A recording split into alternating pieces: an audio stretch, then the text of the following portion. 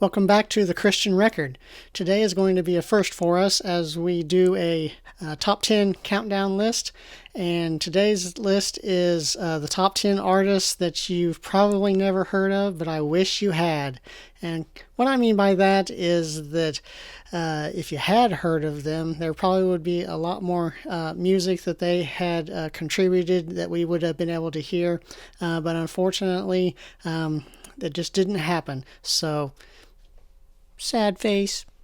Those who are new to the channel, almost anything that we're doing as far as old music may seem new to you, and obviously that's one of the reasons why we're doing this channel, and I'm glad to be able to bring older, new music and, expose it to a new generation of listeners. But today's list is going to be, even for the diehard, Christian music aficionados. Hopefully this list will challenge you and see whether or not you've heard of any of these groups as well. As far as my criteria for selection, pretty much they all had at least a couple albums, maybe not much more than that. Tried to stay away from just one album or somebody who had a large catalog. But honestly, I do have to admit that my number 10, which you'll see in a second, is a bit of a cheat. They were an independent artist, but I just couldn't not include them in this list, and you'll see why in a second. But all the other 9, had mainstream exposure of some kind. And in fact, that's probably how I heard about them, whether it be in a Christian bookstore or whether it be, Christian radio or they even had Real Videos. Some of you may remember Real Videos and shows like that that exposed us to Christian music. So it definitely would have been something that had the ability to be heard, whether or not you did actually hear it yourself. So without further ado, number 10, Peg Top. Hey!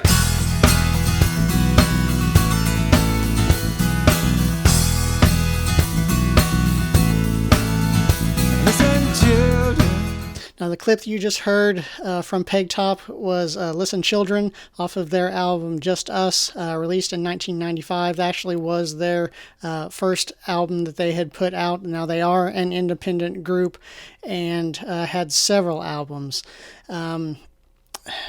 Massively talented. Their live shows were unforgettable. They combined both the great musicianship along with humor. Anyone who had heard or seen a Peg Top show knows that it is just one of those things that was an experience, and you always wanted to try to catch them when they were in town. Dave Peg Tall, who is kind of how they named the group. A lot of times people think, Dave Pegtop, but it's not. Dave Pegtall, played both harmonica and the acoustic guitar while also singing, and in fact played the guitar and the harmonica at the same time. Very talented, also a very talented lyricist. And Matt Patrick played bass, and an amazing bass player. Huge talent, and even ended up doing some production later on. Terry Steinmeier played the dumpster drums, and there'll be a picture up there showing the dumpster drums, which basically huge barrel for a kick drum. Used a mailbox. I don't know if he did that all the time, but definitely during a couple of shows I saw him, he had a mailbox and even made a joke about putting up the flag on the mailbox to, put it in tune. Had a little cymbal and then a little kind of thing for, he used for a snare. In essence, they were masters at using microphones in order to take these small things that they had and fill a room with both their vocals and miking, the instruments and the drums to be able to fill a room with a large amount of sound.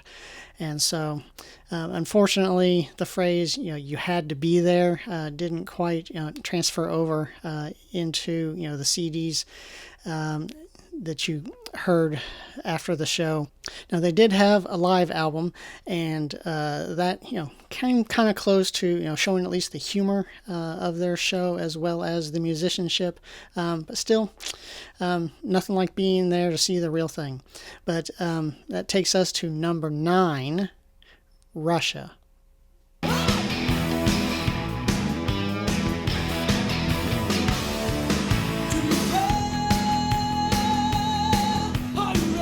So the song you heard there is Do You Care? And it comes off of their album Come Alive, which was released in 1988.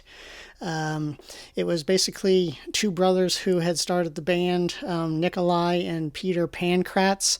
They had a great ministry and a great testimony, which basically came from telling their story about growing up behind the Iron Curtain in the Soviet Union, and maybe that is kind of why their popularity kind of got lost, because once the Berlin Wall came down and everything else, the fall of the Soviet Union, maybe that had some effect. But an amazing ministry if you were actually blessed to be able to go to one of their shows, which I saw while we were in youth ministry. Like I said, that was 1988. So from the song that we just played to their power ballad Come Home, it was just really good musicianship, and had a lot of potential. I just wish there had been more. But like I said, just had really only the one album, and then their lead singer, Andy Denton, formed another group later.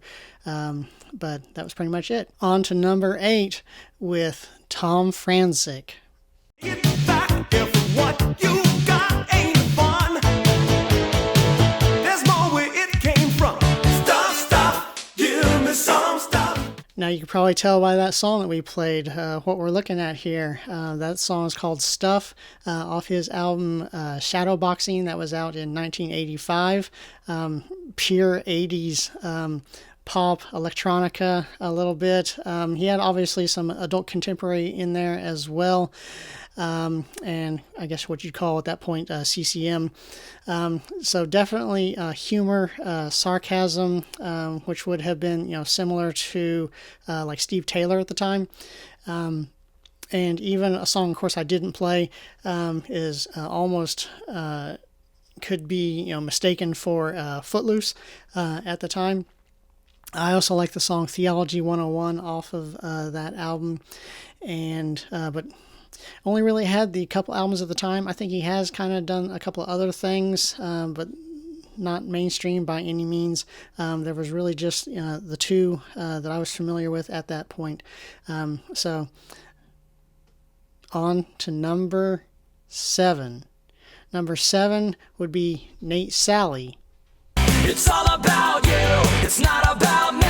Wherever I go, I want people to say, your light is shining.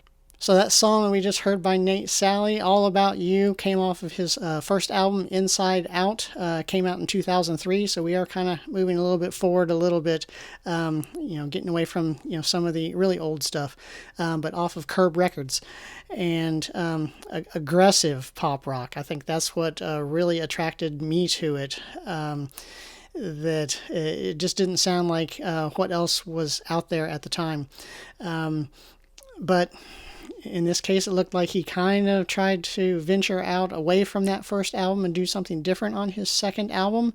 And it just didn't take off the same way. And didn't really hear from him again, but saw him actually at a show after a baseball game. So he played at a stadium, and so I know some people had to have heard him, but even remember his bassist. He was kind of a maniac, but anyway, wish there had been a little bit more from Nate Sally.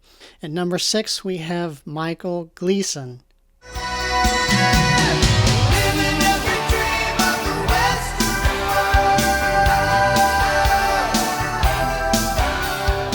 So the song clip you just heard from Michael Gleason was Western World off of his album Children of Choices, came out in 1990. You can just tell from that, definitely had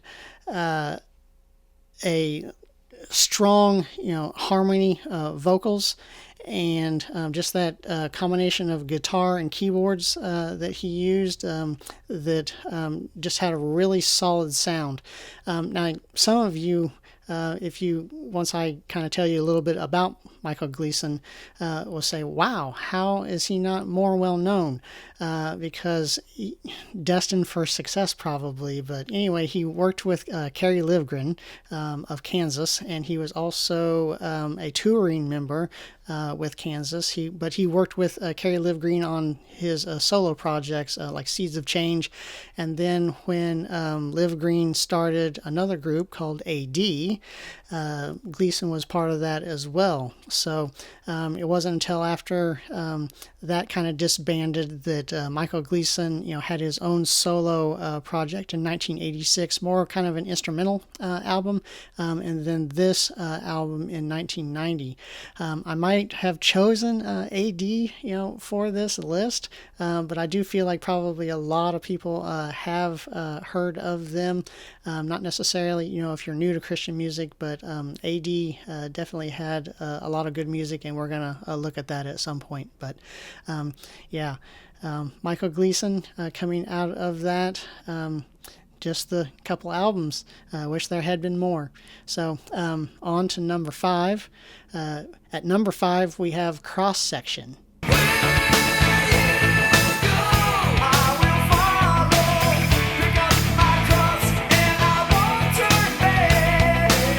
So the song you heard there by Cross Section is Where You Go off of their album Breaking Ground. That was also out in 1990.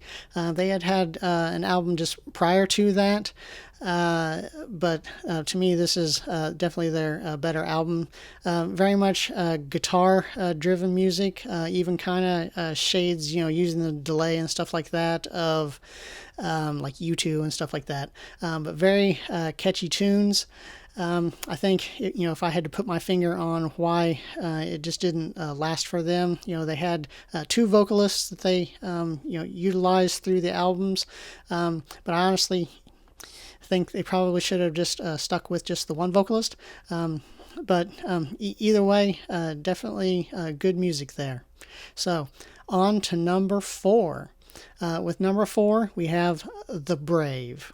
Heart to heart, soul to soul, through this pain I am made whole. I said that ain't now, I don't know me. So the song clip you hear there by The Brave, If That Ain't Love, I don't know what love is.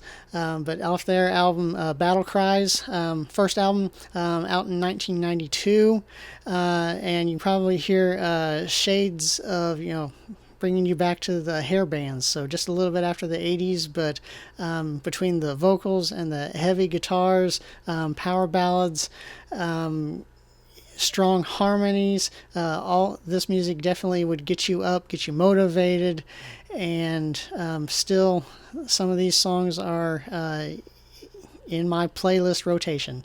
So that's The Brave. But on to number 3. With number 3, we have Halo.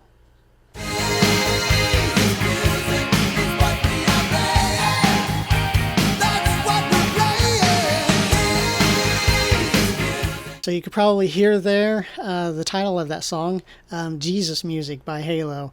And that was off their first project, self-titled Halo, and that was out in 1990 as well. Great mixture of both guitar, keyboard, vocals.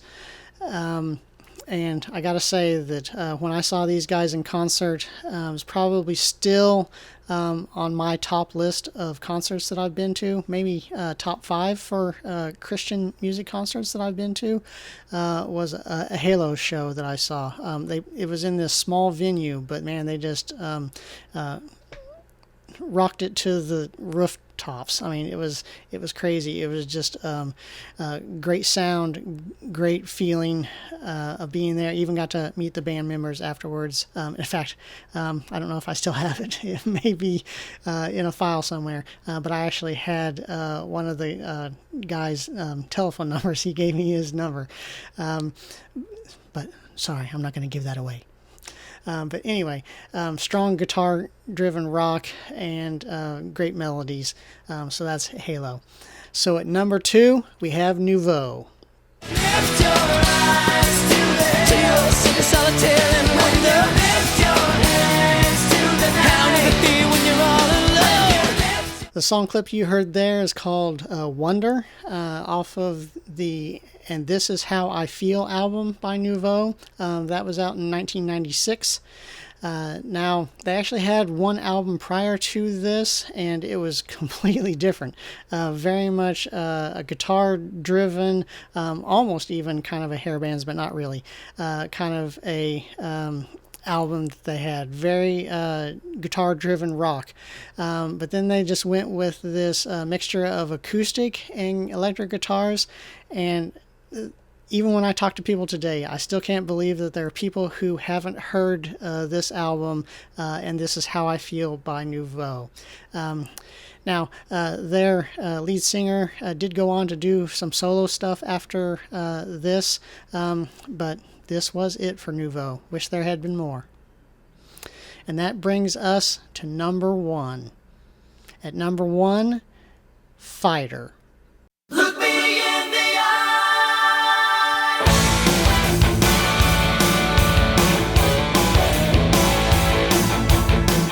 Yeah, exactly. You just heard that clip, and that was the exact clip I heard. Look me in the eye.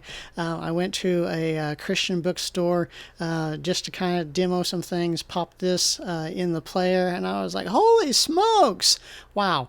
And it just rocks through great vocals, just great singable songs. This is off of the album The Waiting, that was out in 1991, and I gotta say, this is probably of the list, and the reason why it's number 1.